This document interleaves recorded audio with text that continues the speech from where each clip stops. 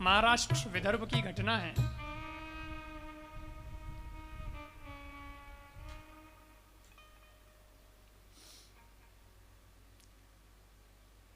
भगवान विट्ठल विराजते हैं पंढरपुर, विट्ठल भगवान।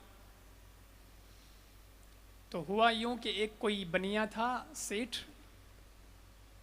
शादी हो गई लेकिन वर्ष हो गए बहुत, कुछ बच्चा नहीं हुआ, संतान नहीं उसको। उसने जाकर के वहां पंढरपुर में भगवान विट्ठल को प्रणाम करके और मन्नत मांगी।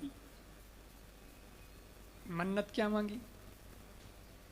मन्नत ये मांगी कि मेरे बेटा हो गया तो मैं आपको, भगवान विट्ठल, आपकी जो करधनी है ना कमर में, कंदोरो, ये करधनी बनाऊंगा सोने की और चढ़ाऊंगा, बांधूंगा सोने की बनवा के, बेटा दे दो।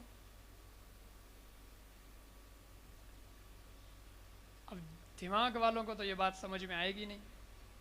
ये बात है भाव जगत की, क्योंकि भगवान के साथ कोई समझौता, कोई व्यापार ऐसा तो हो नहीं सकता।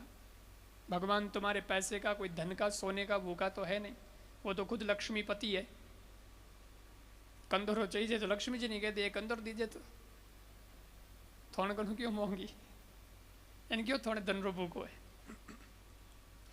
लेकिन भाव बहुत बड़ी चीज है। ऐसा भाव आपके घर में होंगे, अच्छे अच्छे व्यंजन होंगे, बढ़िया से बढ़िया, मगर एक झोंपड़े वाला व्यक्ति अगर उसका और आपका प्रेम हो जाए और वो अपने घर से बाजरी रो होगरो मिर्चरो गुटो लेन आवे तो उन दिन थे वो जीमोला राजी ओनो मांगन जीमोला ला यार थारे घर रो ला, थारे घर रो होगरो लई जाओ बढ़िया आ करो बढ़िया, मारे तो वो जीम रा बढ़िया तो लई जाए। जिसकी खुद की 5 स्टार होटल हो लेकिन वो भी उस झोंपड़े वाले ही रोटी खाएगा, क्योंकि भावना में सब चलता है। भाव की बात ही अलग है। तो भाव से चढ़ा रहा है तो स्वीकार है, और भगवान भी कहता ठीक है भाई आशीर्वाद देंगे। दिल से की गई प्रार्थना बेकार नहीं जाती, नहीं जाती। एक ने पूछा प्रार्थना करने से क्या कष्ट कट जाएंगे? मैंने कहा कष्ट कटे नहीं कटे ये मैटर तो कर्मों का है। कर्मणे ह्यपि बोद्धव्यम बोद्धव्यम च विकर्मणा अकर्मणश्च बोद्धव्यम गहना कर्मणो गति। ये मैटर तो कर्मों का है, सिद्धांत की जगह सिद्धांत काम करेगा। तो कोई कैंची थोड़ा ही है भगवान। तो फिर प्रार्थना क्यों? बोले प्रार्थना इसलिए कि पहाड़ जैसी समस्या है तुम्हारे सामने और तुम्हें बहुत परेशान कर रही है, पर प्रार्थना अगर शुरू कर दोगे तो वो पहाड़ जैसी मुश्किल, पहाड़ जैसी परेशानी भी बिल्कुल रुई जैसी हल्की हो जाएगी। ये प्रार्थना की ताकत है। आएगी तो सही, क्योंकि कर्म में लिखी हुई है जगह तो भोगनी पड़ी। मोटा मोटा संतों ने भोगनी पड़ी तो अपा कई चीज है भाई। पर प्रार्थना की उन्होंने, भगवान का भजन किया, इसलिए उन्होंने उस मुसीबत को मुसीबत नहीं समझा। पड़ी है हाइडी बैठी है आप भाई कर्म खाटे है, पड़ी है शरीर में एड़ो है रोग, पर आप करे वही हिसाब पूरो करे, मैं ही हिसाब पूरो करूं, पर उन्हों मने तकलीफ नहीं। ये तकलीफ नहीं महसूस ऐसा कब होगा? जब प्रार्थना की ताकत बढ़ेगी।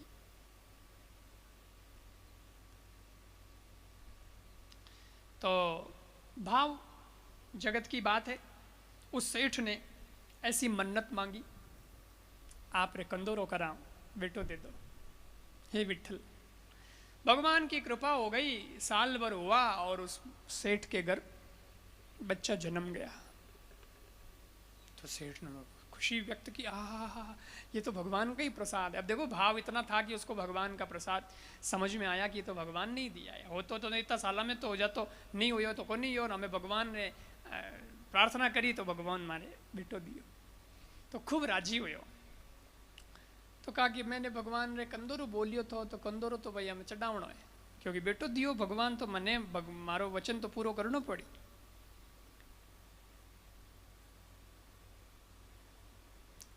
कई लोग बहुत होशियार हुए, भगवान वो चीज भी मांग ले, भगवान दे भी दे, और लेने वास्ते मोटा मोटा वादा कर दे, अरे भगवान मैं तारे यूं करुलान, अरे भगवान मैं तारे यूं करुलान, मैं तारे यूं करुलान, एन भगवान चीज दे दे तो पाचा मुड़न ही नहीं देखे भगवान की करियो, थैंक यू तक नहीं कहवे, एड़ा लोग भी नुगरा है, धन्यवाद तक नहीं कहवे।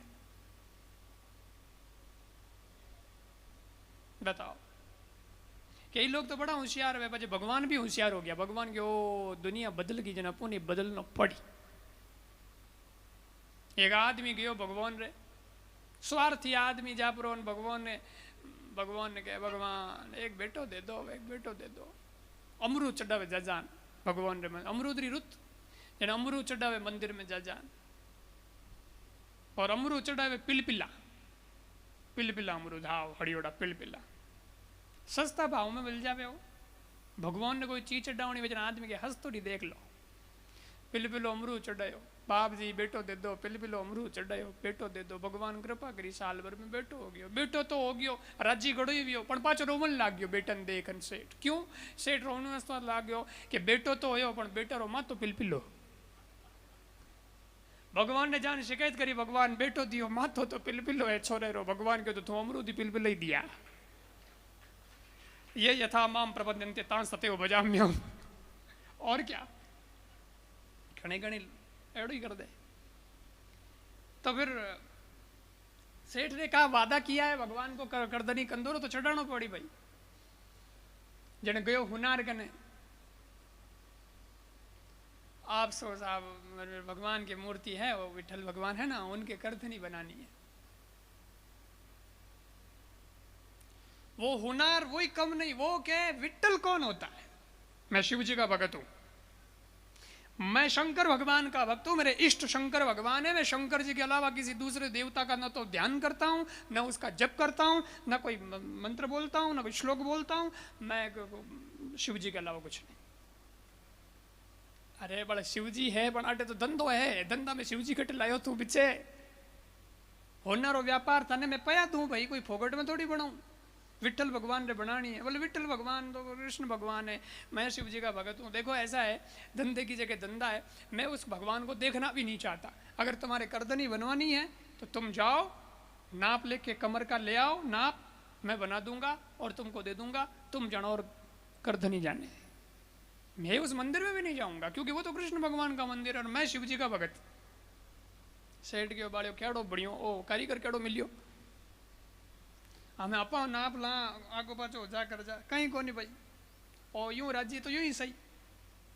गयो नाप लियो, नाप भी जो ले पर उन बतायो कि साहब ओ नाप है, ठीक है मिल जाएगी, 5-7 दिन बाद आना, मिल जाएगी, बना दूंगा। बना दी, कारीगर खुद नहीं कियो, सेठ जी ने कहा लो थाना नाप बनाइया थाने जचे जी ने बांध दो। सेठ ने तो विठल भगवान रे बांध नहीं, लेकिन सेठ जब गयो और विठल भगवान रे कमर में बांधने लग गयो कंदोरो करदनी, तो 4 अंगुल छोटी पड़ गई। नाप तो बराबर था, बनाने वाला भी कारीगर बराबर था, अनुभवी आदमी था, पीढ़ियों से उसका ये धंधा है, वो तो बराबर बनाता था, लेकिन बांधते समय 4 अंगुल छोटी पड़ गई, वो आ नहीं रही। सेठ वापस गया, अरे कारीगर क्यों फोड़ा पाड़े यार, मैं माँ पूछो ने चली रही जावे, तू खुद हाल, तू खुद ले ले भाई, तू कारीगर है। नहीं भाई मैं तो नहीं हालू, विठल भगवान के मंदिर में मारो कहीं का, मैं शिवजी रो भगत। अरे 4 अंगुल छोटी पड़ गई, 4 अंगुल छोटी की कर पड़ गई, माप तो थे दियो जकोर जको है, देख लो कागज में थे और लिख कर ला यार, इनो इनो माप कर लो, आप बराबर है कि नहीं।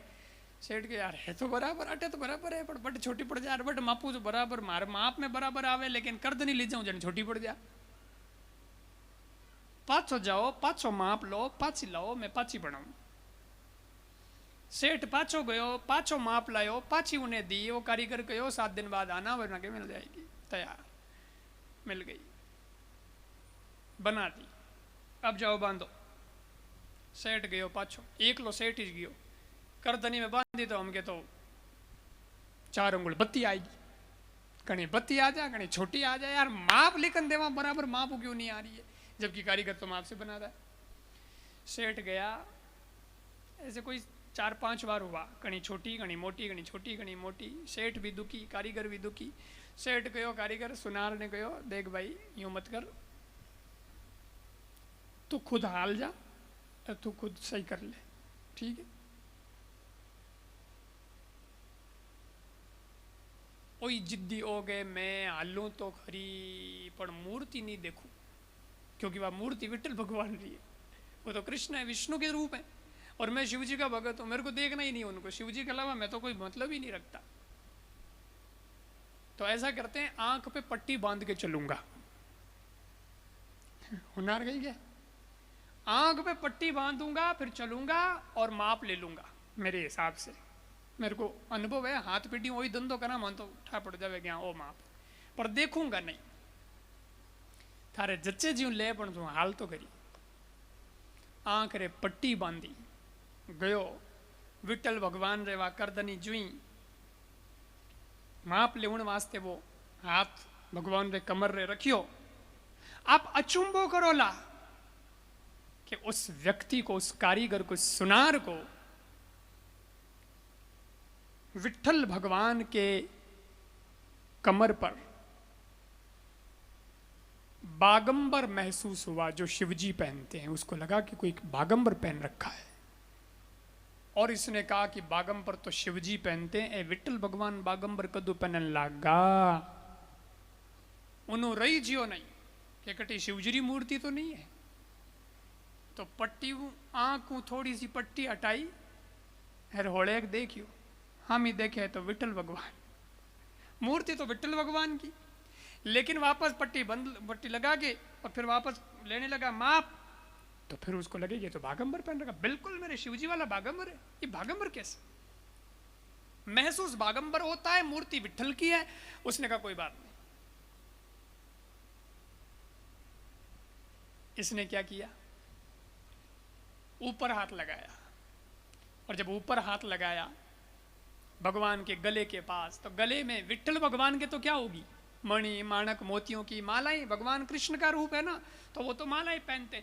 लेकिन जब इसने हाथ लगाया तो इसको वहां नाग पकड़ में आया। अरे यार ये शिवजी वाला नाग यहां क्या कर रहा है? फिर डाउट हुआ, फिर पट्टी हटाई, फिर देखा तो हाँ मैं तो विठल, मैं नहीं देखना चाहता। बार बार विठल दिख भी रहे हैं और महसूस मुझे सांप हो रहा है, और सांप तो इस मूर्ति में कहीं है ही नहीं। इसने बाजू के हाथ लगाया तो वहां उसको रुद्राक्ष महसूस हुए, कि जैसे रुद्राक्ष की माला पहन रखी हो, तो वो तो शिवजी पहनते, इनमें रुद्राक्ष का क्या काम?